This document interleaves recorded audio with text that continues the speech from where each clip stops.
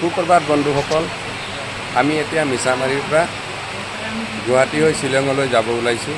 আমি তিনিজন আহিছোঁ। আমাৰ ট্ৰেইনটো সামান্য পৰিমাণে লেট হৈ আছে, যাৰ কাৰণে আমি এতিয়া ষ্টেচনত বহি আছোঁ। ৰাতিপুৱা 5টা বজাত অহাৰ কথা আছে যদিও ট্ৰেইনটো লেট হৈ আছে। আমি আৰু এতিয়া এনাউন্সমেণ্ট আহিছে যে ট্ৰেইন আহি পাব।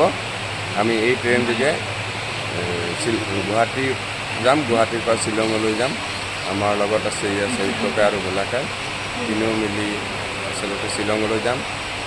যদিও ভোলাকাই শ্বিলঙত নাযায়, গুৱাহাটীৰ পৰা আমাৰ পৰা এৰা এৰি হ'ম। শহীদ ককাই আৰু মই শ্বিলঙৰ নেইগ্ৰীম হস্পিটাললৈ যাম।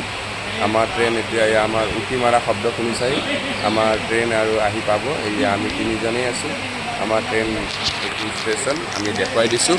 আমাৰ ট্ৰেইন আহি আছে। ট্ৰেইন অহাৰ পিছতে আমি তিনিও শ্বিলঙলৈ যাত্ৰা কৰিম। এই আমি আছোঁ, এয়া ভোলাকাইও আছে, শহীদ ককাই আছে, মই আছোঁ। এই ট্ৰেইন যোগে আমি যাম। যিহেতু ট্ৰেইন লেট হৈ আছে, যি নহওক আমাৰ এতিয়া ট্ৰেইন আহিব ধৰিছে। ট্ৰেইনৰ আমি শব্দ পাইছোঁ। এতিয়া আমি শ্বিলঙলৈ যাত্ৰা কৰিম। আপোনালোকে দোৱা কৰিব। শহীদ ককাই ট্ৰিটমেণ্টৰ কাৰণে যাব শ্বিলঙৰ নেইগ্ৰীম হস্পিটাললৈ। আমি আপোনালোকৰ দোৱাৰ কামনা কৰিছোঁ। ধন্যবাদ।